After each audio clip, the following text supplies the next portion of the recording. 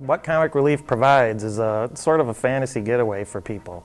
Marvel, DC, Dark Horse, Dynamite, Image, that's the big five. 5 or 6 more smaller independents, and then the rest of the people. We'll carry most anybody that has a comic. Superhero and horror are our biggest things right now. It is Flint, it's a little bit more of a hardcore city. We do a pretty decent trade in like The Walking Dead and zombie books, stuff like that. DC Comics just relaunched their entire universe, DC being Batman, Superman, Wonder Woman, Justice League, those type of guys. Everything got cut back to new #1s. There is no prior reading that you need to go through, and that seems to be the biggest problem with most people, is that there's a lot of backstory that kind of clutters things up. When it comes to comic books, if you read, I can pretty much find you something that you're gonna like. Other than comics, pretty much when you have a genre thing, you can do anything with it. We sell hero clicks, we sell t-shirts, we sell toys, we sell trade paperbacks. If you don't want like single comic books and you prefer to read in more a whole storyline format, we can get those. We do sell DVDs, we special order those.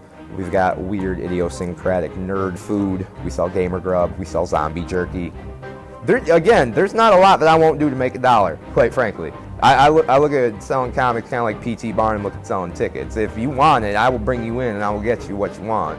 Comic Relief supports a varied selection of events. We do Magic the Gathering tournaments, which is probably the 3rd most popular card game in America behind poker and blackjack. We do 2 tournaments weekly, one's on Wednesday, one's on Friday. There's hero clicks. This is a game that's very similar to the Warhammer mechanic. Warhammer was a war game that you did on a tabletop, and you had your armies and they clashed together and you roll dice to see who dies. Well, this is with comic book heroes. The premise behind that is you can reenact your favorite battles in the comic books. Batman versus Superman, Brainiac versus Lex Luthor, Hulk versus Superman. The possibilities are endless. We're constantly doing signings. We bring guys in whenever we can. There's a free comic book day every year. We actually just instituted a 2nd one that's not so much corporately sponsored anymore. That's just giving away our books. One thing that you won't get at corporate stores or online is, and it's the only thing that I stand on, is service. We will break our absolute backs to get you the best story that you want. You will leave satisfied and smiling. I take great pride in the fact that I have a very high recidivism rate for customers. It is a visual medium, it's a reading medium, and that interwoven affects people in a specific enough way that if you are into the same things that your kid is into, you really can foster a greater relationship with them.